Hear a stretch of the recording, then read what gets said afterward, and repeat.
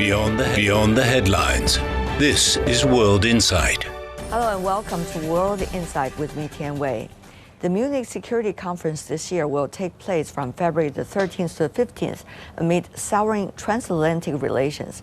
Europe is still grappling with uncertainty over U.S. interest to take Greenland and efforts to raise defense budgets.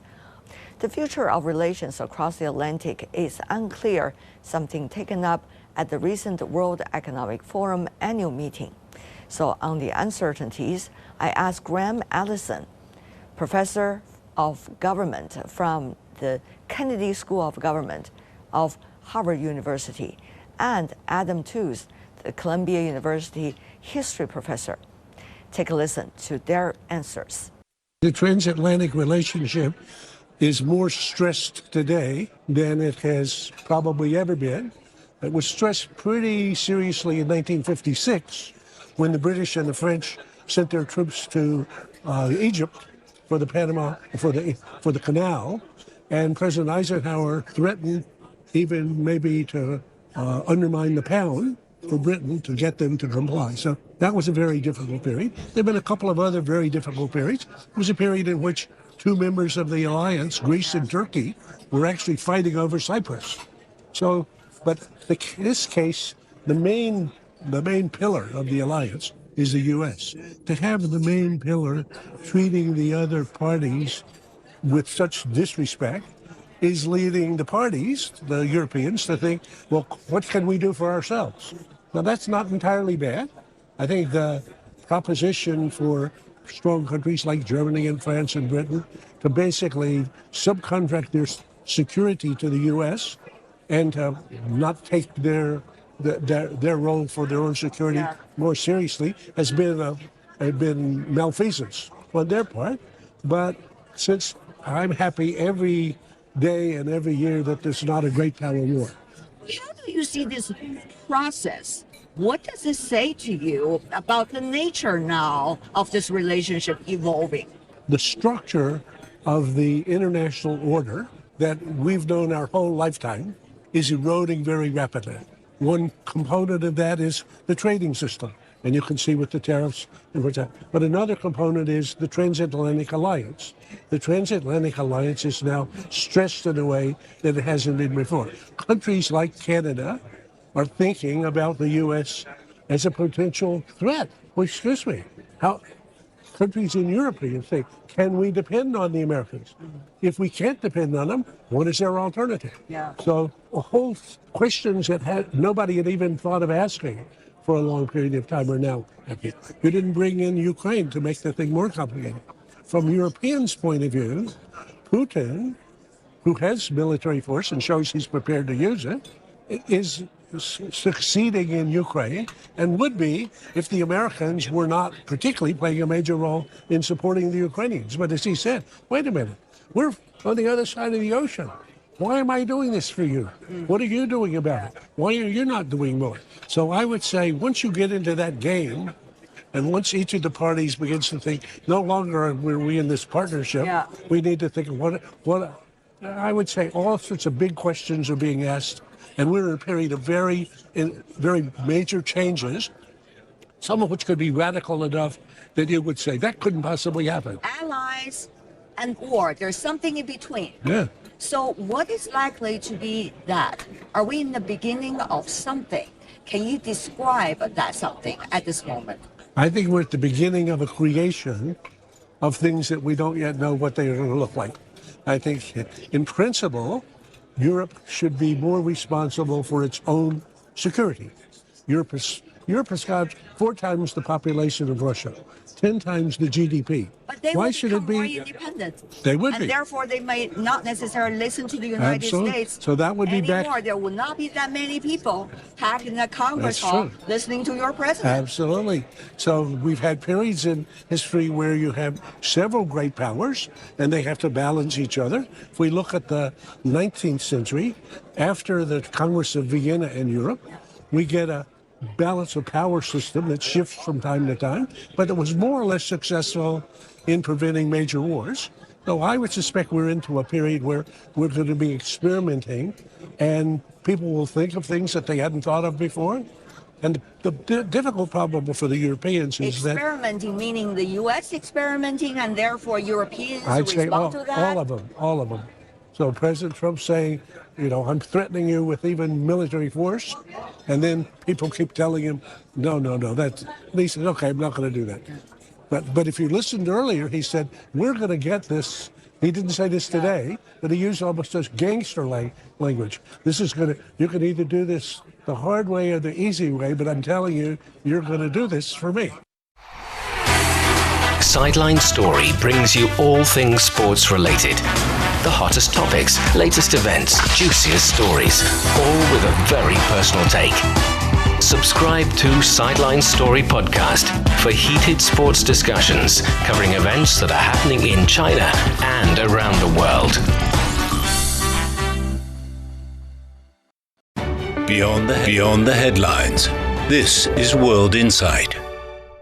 What we saw at Munich was led by Vice President Vance. And Vance, for me, stands for a cultural revolution, a culture war politics, which he took very aggressively to Munich. It was basically an accusation against mainstream European parties that they marginalized the far-right parties that the MAGA Trump people feel themselves aligned with. So it was a kind of line struggle across transatlantically, with Vance demanding more space for his political friends.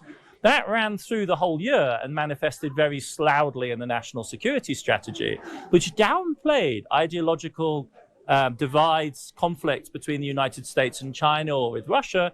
It sort of took those for granted. Different systems, different rules, different ideologies, okay. But with Europe, it's different, because the MAGA campaign in the US, which does think of itself as kind of pushing a cultural revolution, understands that it has no business talking about Chinese politics or Russian politics. But Europe is the extension and the echo chamber, and places like Davos, quintessentially, are zones where liberal Americans, the professional managerial class of America, goes for inspiration, consolidates its values, learns from the Europeans, and vice versa. And we've seen Gavin Newsom here, who's clearly in his element, John Kerry, that entire old guard of American liberalism. Al Gore comes back every year. This is their stomping ground. And the MAGA people quite correctly sense that confronting Europe is part of their domestic political struggle. And then there's Greenland, and no one really knows. Where Greenland comes from is something out of the geopolitical imagination of, I believe, the president himself. It's very difficult to get anyone on the president's team to talk seriously about it, because I don't think they really understand either. However, the issue of energy is for real. Yes. How do you see the element of energy, lifeline for Europe to prosper, played in this transatlantic relationship, for now at least? Oil for the Europeans is a stable thing. Europe has been saturated with oil for decades. It's not a booming market. We're really talking about electricity generation. And so we're talking about the trade-off really between gas, wind, solar, and batteries. Right. Those are the real options. And what the Europeans realized during the Ukraine conflict is the dependence on pipelined Russian gas was very risky for them because of the geopolitics. And there was a lurch towards two things: accelerate renewables, solar and wind, in using large quantities of Chinese solar panels to do the solar build-out. Wind is different, that's done more domestically, and buying American LNG. And the president, with his pro-American oil and gas producers hat on, is a export gas president. He goes around the world doing these giant LNG deals, and the Europeans side up to one. The problem is that he's also a low energy cost for American consumers president, which is totally in conflict with his commitment to the interests of the American oil producers. And so with that hat on, he's let's go and take control of Venezuelan oil and pump that into the market and help to bring oil prices down. And so there's as with so many things in the Trump project, there's these deep contradictions between his commitment to energy dominance and what does it really mean? Does that mean cheap energy for American consumers or big markets for American producers? Opening up the big market for American producers might reduce the pressure on the American market, but there's very little coherence in his thinking about these basic issues, which is not just a Trump problem. It's a conflict inherent in America's situation, which is that it is a oil power and a gas power both as a producer and a consumer. And that puts you constantly in conflict with yourself. But the question really is, how is Europe likely as a continent to deal with the choking point of energy supply? The solution is new energy types. I mean, that's the direction. They made promises to Trump, they're not going to keep them. The promises they made to Trump are really, I thought this was us, the Europeans, engaging in fake news, because there's no central gas purchasing agency in Europe that can say, yes, we will buy hundreds of billions of dollars of American gas. European firms, European generators decide how much gas they take. So the actual solution is going to be a renewable build-out. Another question is the arms race. So how is this branch of issues, which we do not discuss often, just say a year ago, now become such an important component of the overall picture in terms of business interests? They're very considerable. And in urgency, I think that's the crucial thing. We're not really talking about big business. Once upon a time, you would have said the military-industrial complex was a large piece of the global economy. Nowadays, compared to big tech or the really big banks, it's small scale. But it's crucial for national security. It's crucial for survival. And at the high end, it intersects with technologies like AI and cloud security when you suddenly get into the really big budgets. But what we are seeing is a scramble, and this goes to the question that preoccupies so much of the West, is our diminished ability to make things. And the explosive quality of that question is that China, of course, has emerged as the dominant manufacturing power of the 21st century. And so you see this national security anxiety, fear about deindustrialization, the realization that China is the absolutely dominant manufacturing power, and then an argument within the politics of both Europe and America, we heard it from the president, about how you handle the distributional costs of a big armaments ramp up. I mean, Trump has been talking about 1.5 trillion, crazy numbers, he likes the big numbers, but more seriously, the Germans are pushing the share of defense spending in their GDP towards 4% quite systematically, and that will generate a very substantial new market. The problem for the Europeans is, as always, can they agree to do it together? Or are we going to get a series of rivalrous projects, or are we going to get projects which are ultimately dependent on American technology for the really high-end stuff, which is missiles? 我爱你, I love you. 我爱你. This might be the easiest way to say I love you, since there are so many other romantic expressions. No matter if you're a rookie 你好，我的中文一点点。 or a sophisticated learner, 我来北京5年了，我是本地人。 there is definitely something that will interest you. Check out Takeaway Chinese, a word that starts with 你好. We have been seeing some interesting signs in rhetorics, at least.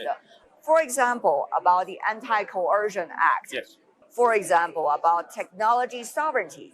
For example, about whether to purchase or not technologies coming from the US that might have a huge impact on European security, or vice versa, whether Europeans want to share those technologies, drones, for example, with the United States. So what do you make of these, shall I say, flowing on the surface suggestions? Yes. Are they really serious, or are they just tricks being thrown out for negotiation's sake? I mean, I think that they are negotiating ploys, but as in any relationship, the harder the talk, the more aggressive the talk, the more deeper values begin to erode. And I think we are definitely at the point now where that tactical moving, the kind of aggressive actions that people are showing and the rhetoric that's being deployed is eating away at the trust which underpins the entire relationship. You cannot describe your relations, say, as the Americans have with the Europeans in recent weeks, without fundamentally undermining the willingness of other people to work with you. And you could see the shock in President Macron of France, when he said it would be crazy if the anti-coercion instrument, which was intended for use against Russia and, let's face it, against China, over rare earths, for instance, that's what the Europeans imagined coercion to look like, if it would have to be actually used for the first time against the United States. And that level of kind of disbelief almost is beginning to move through the European system and change attitudes in quite a deep way. Having said that, though, whether those so-called suggestions is going to resolve the crisis you are facing today, I mean, the Europeans are facing today, it's a big question. You have very long legal process. And you need to have all the capitals to agree on that. And also you need to have enough next step to deal with if there were actually reactions coming from Washington. So have Europeans been thinking about all of these every step of the way, or this is just, let's talk about this? Europe is a very unusual thing in that it's a political system that is making itself up in history. It is not simply a given thing, but something that has to be created. And as one famous European, Jean Monnet, said, Europe is the series of answers we have given to the crisis that we have collectively faced. And what we're seeing on defense with Ukraine and the threat of American withdrawal from Europe is a sudden willingness on the part of all of the key players in Europe to consider, for instance, common financing by debt of military spending. And those are the sorts of moves to look for. In this kind of ratchet, there are crucial thresholds which you cross, and when you cross them, it changes the game. It started with COVID, and it has now moved to anti-coercion instruments. It is now moving to common funding of defense. And those are the moves to trace in real time. What Europe isn't is simply a fixed polity with a clear shape. That doesn't mean that it's not capable of developing in very, very powerful ways. Look at this year, it's the midterm election. I'm sure the European leaders are looking at their own agenda while comparing the notes of their American counterparts. Well, I think one thing you're worried about is definitely the question of whether MAGA, Trump's movement, is going to win vindication in the American midterms. The big European hope, and they will all be praying before bedtime every night, is that Trump receives a devastating verdict in November. This will be the big hope. I think that is really a weak way of responding to the situation. They have a lot of problems at home, political problems at home. One of the big questions is going to be about the future of mainstream politics in France and in Germany and in Britain, where opinion polling in all three countries is showing very, very strong nationalist movements. And in the background of many of the conversations that you're hearing in a place like Davos amongst the Europeans here is not just what's happening in America, but how that might come here. What will happen if it's Le Pen that's representing France here in due course? What happens if it's Nigel Farage speaking for Britain? What happens is we don't even know who it would be for the AfD as part of a German government. This will be a transformed world. So I think that's another concern that they have. The other urgency for Europe is economic growth. They've seen a very serious slowdown in overall growth, notably at the heart of Europe in Germany, which is feeling what they think of as a second China shock from the incredible surge in Chinese manufacturing capacity, the successes of Made in China 2025, which ironically I learned is a program that the Chinese borrowed from the Germans, which was Industry 4.0, which was launched at Davos by Schwab. And China typically was the one country that took it very, very seriously and is changing the world as a result. So that is also, I think, a really profound concern for, and you heard this in Macron's speech as well. He said, look, the one thing we have to focus on is growth. Can I ask you fundamentally some of the issues between the United States and Europe? Look at what happened after World War II. Especially the financial structure, the currency, the treasury debts. All of these are going to the fundamental of this relationship and also the American leadership in the world. I mean, I think there's a nostalgia for that older, simpler world. And it was renewed in 1989 with the common victory of NATO over the Soviet Union in the Cold War. And so those two phases were decisive in reconsolidating the transatlantic link. But I think the honest truth is that over decades, our societies have developed in very different directions. None of them are uniform. America is a hugely diverse place. The part of America I live in, New York, is in many ways quite European feeling still, or very global. That's not true of a large part of the country where Trump gets his votes from. But it is changing very, very dramatically. And it is overdue, I think, for Europe to understand the need for a basic reevaluation of where we're at.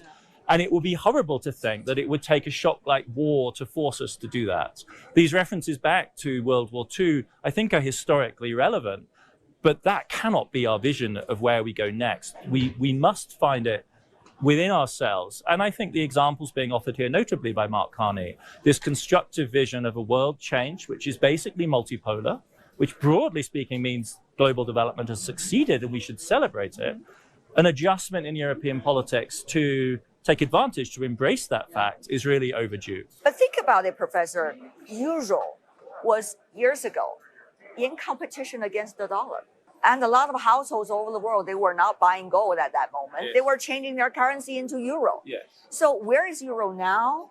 How is it likely to be its role in the overall cross-Atlantic negotiations and discussions? So I think in the early 2000s, shortly after the euro was introduced, there was that sense that they would be competitive currencies. But the reality of European banking, and you see that very well represented at Davos, is that it was always a transatlantic affair. The dollar remains for banks, whether they're in Switzerland or Paris or Frankfurt or London. We heard the bankers talking about that in that sense. They're in dollars, right? And so when the financial crisis of 2008 happened, that was one point which sucked all of the European banks back into dependence on the Fed. And then the second thing was the crisis of the Eurozone, which shaped all of Europe's policymakers in the 2010s, which again demonstrated the fact that there really is only one game in town in the West in terms of currency politics.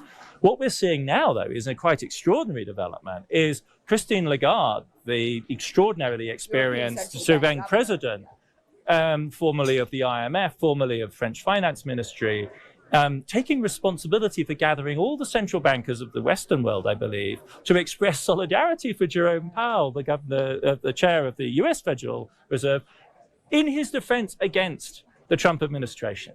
And that is you could say, a kind of demonstration of both a shift in power balance, but also Europe's urgent need to stabilize the United States as the anchor of the only system that Europe knows so far.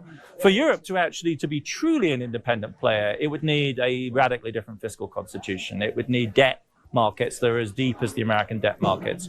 We are decades away from that, even if the Europeans chose to go down that route. The EU recently have been having one of the largest trade pacts in history. And look at those economies. They are, so to speak, in the backyard of the United States and in the middle of what the U.S. described as so-called Western Hemisphere, according to the recent national security paper. Yeah, I mean, first of all, it's important to say that this new version of the Monroe Doctrine is obviously grotesque.